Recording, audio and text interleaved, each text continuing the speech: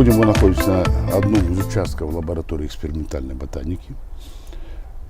Специалисты знают, что основное научное направление всех ботанических садов – это интродукция растений в определенные климатические зоны. И на этом участке как раз я хотел показать коллекцию хвойных растений семейства кипарисовых. К ним относятся можжевельники, туи, кипарисовики. Это также часть работы нашей аспирантки Мамытовой Миры. Она уже экспериментальную работу закончила. Надеюсь, что в ближайшее время она закончит эту работу, как в виде диссертации. При интродукции растений сам такой очень сложный этап, который состоит из нескольких этапов. Это первичные интродукционные испытания, поиск растений, потом вторичные интродукционные испытания. И в конце это надо подвести итоги интродукции. Вот. Поэтому первоначально мы занимались поиском тех университетов, научно-исследовательских учреждений, откуда можно было бы завести растения. Значит, здесь вот представлены растения, которые были завезены из Чехии, это из института имени леса в Брно, из Москвы, это Московский университет леса, они предоставили тоже нам хвойные растения. И также наши знакомые привозили из Америки, из Германии были привезены растения. И вот это уже исследование где-то в течение 80 лет проводится. Вы сами знаете, что хвойное растение – это очень медленно растущее растение.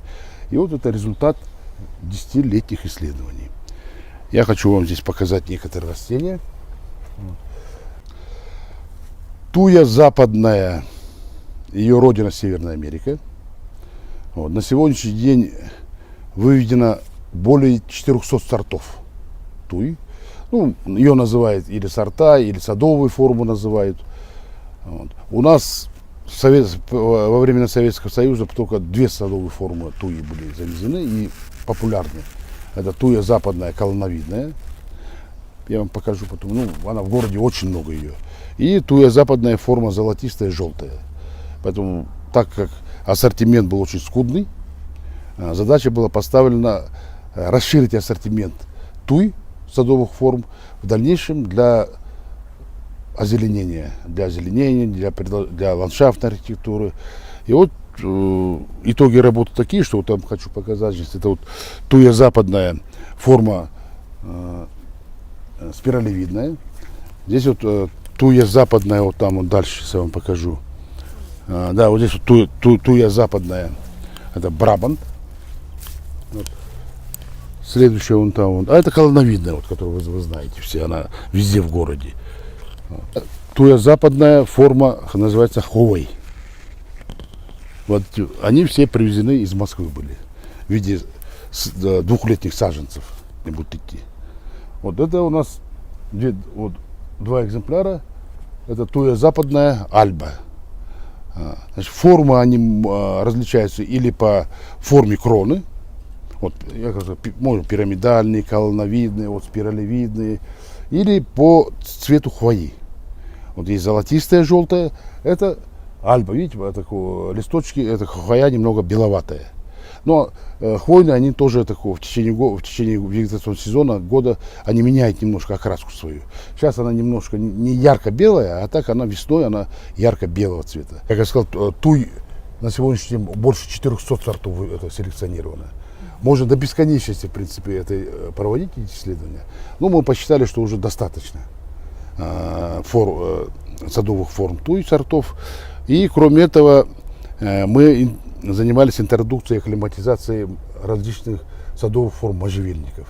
Их тоже очень много выведено сегодня, больше 500 сортов.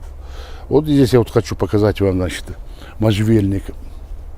Вот это можжевельник Сабина казацкий. Тамарсифоли называется форма, видите, какая особенная. Вот. И, конечно, все ботанические сады основная, считает приоритетом, это интродукция местных видов растений в нашей природной флоры Кыргызстана.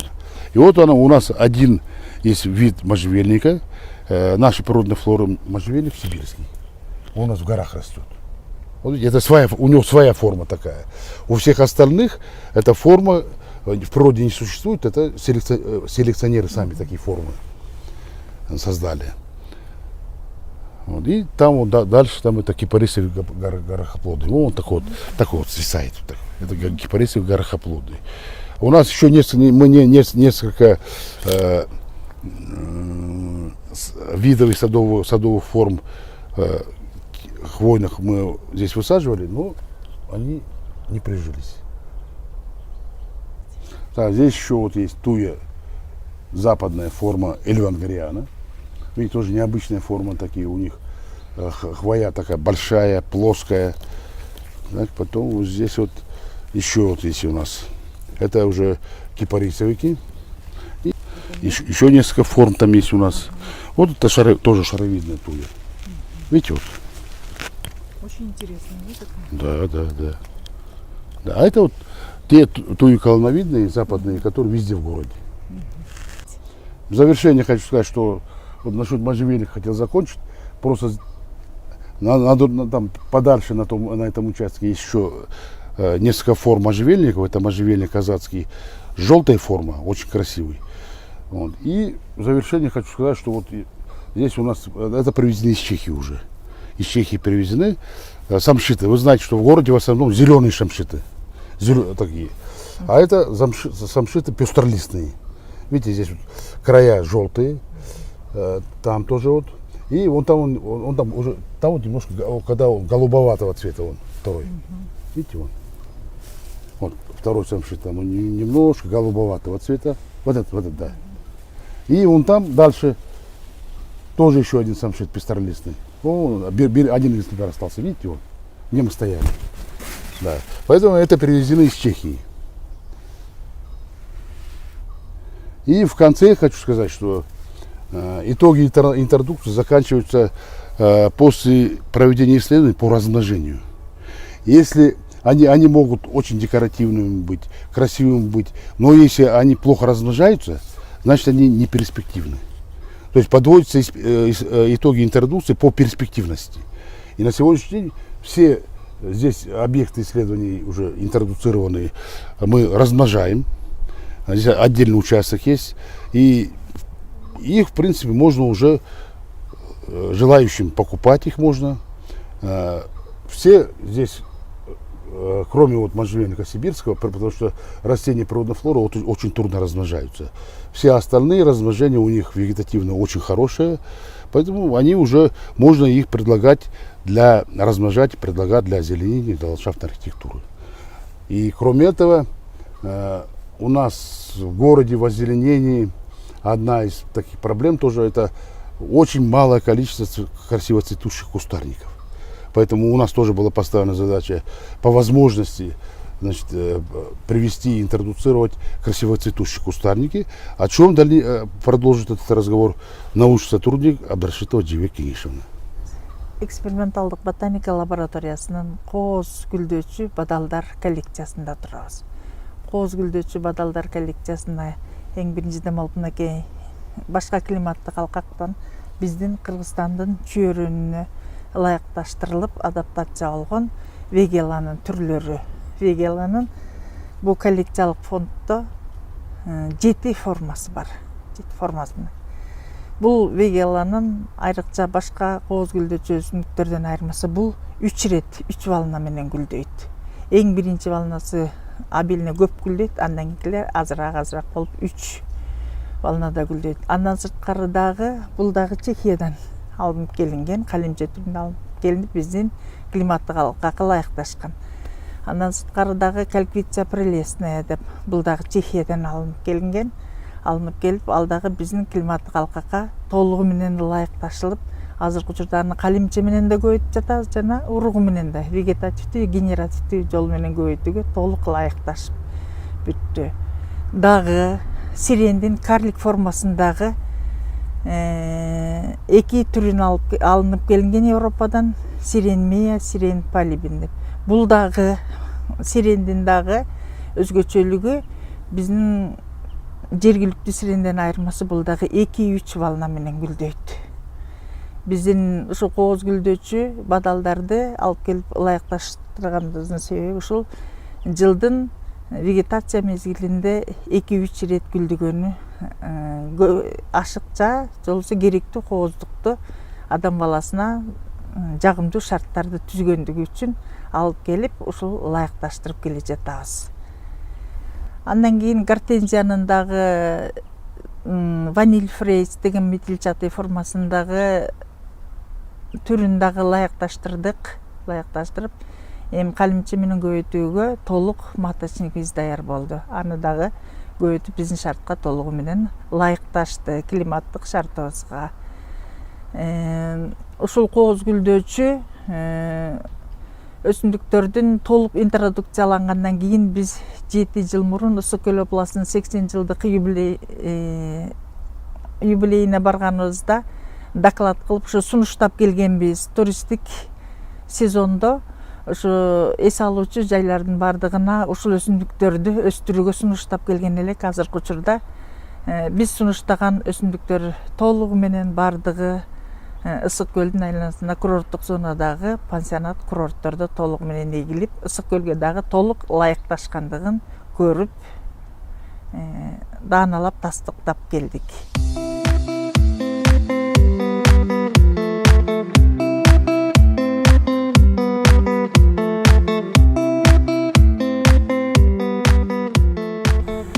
Мы сейчас находимся на коллекционном участке роз.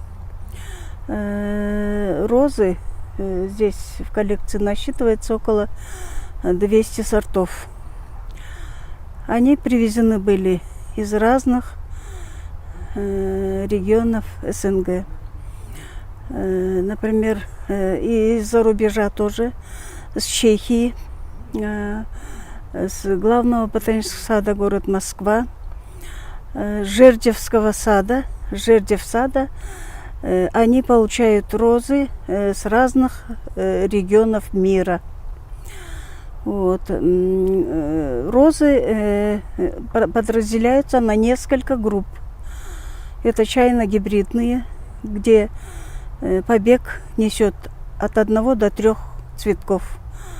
Флорибунда, из которых побег несет до 15 цветков такого же размера, как и чайно-гибридные розы.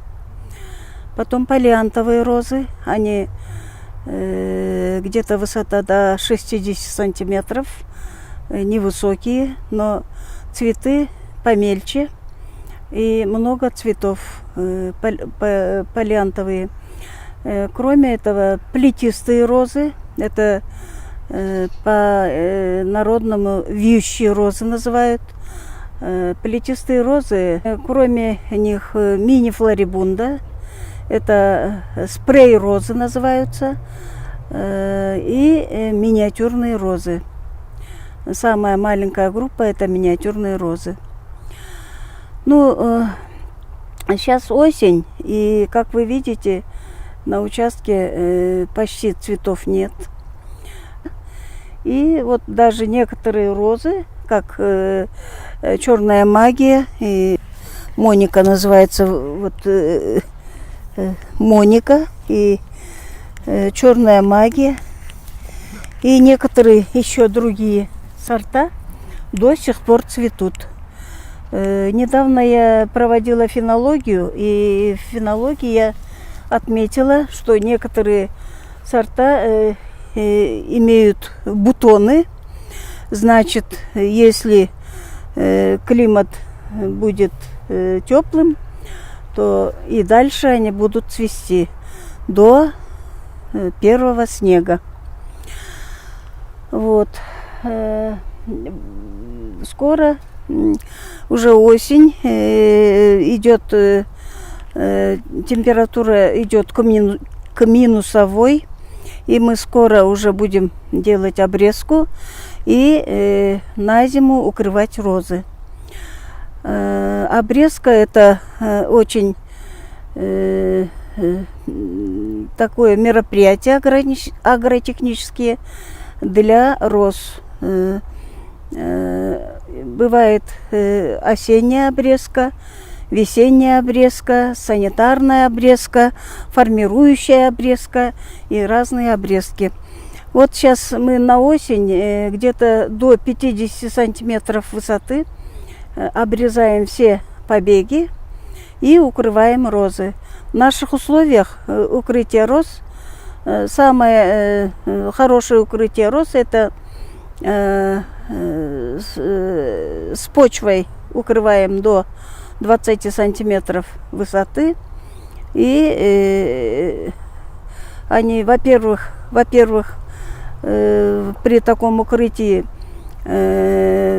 все микроорганизмы, которые находятся на поверхности почвы, они за зиму от недостатка воздуха пропадают. Поэтому даже в таких целях можно использовать вот это укрытие роз, то есть своей почвой вокруг этой розы. С одной стороны, с другой стороны, вокруг роз почва становится рыхлой. Когда весной уже открываешь розы, не надо будет пропалывать, не надо будет тяпкой обрабатывать. Они уже готовы к весеннему росту. Это еще вот одна такая группа роз, эфиромасличные розы. Эфиромасличные розы были привезены с Индии. Это роза дамаскена, дамасская роза. Из лепестков этой розы получают эфирное масло, розовое масло. По-другому еще розовое масло называют. Эфирное масло розы. Эфирное масло розы используют в кулинарии, используют в косметике.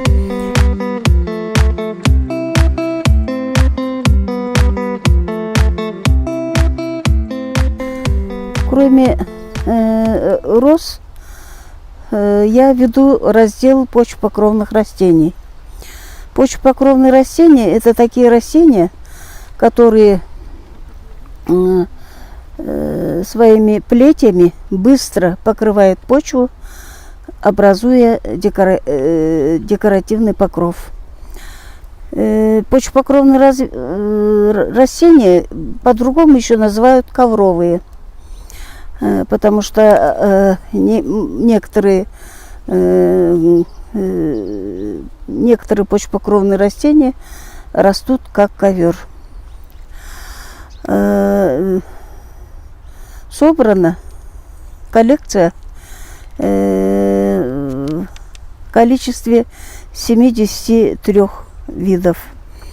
Мы их собирали с разных концов бывшего Союза.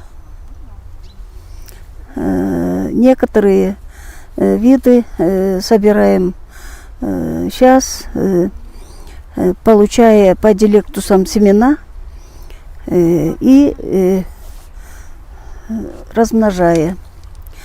Вот эти 3 контейнера, это у нас новые семена, полученные в этом году. Это 3 вида гвоздики. Вот вначале мы вот так получаем семена, высеваем, они сколько вырастают, а потом мы их размножаем и садим в грядки на коллекционный участок для размножения. Вот это растение мы в прошлом году сеяли, в этом году вот такой ковер получился у нас. Теперь мы уже размножили и будем сажать в коллекционные гряды. Почвопокровные растения – это с почвопокровных растений можно создавать ковровые цветники из ковровых форм. Мы можем создавать из них пятнами, разные пятна. Например, где газоны не растут, можно использовать почвопокровные растения, потому что газоны в тени не растут, а у нас теневыносливых растений много.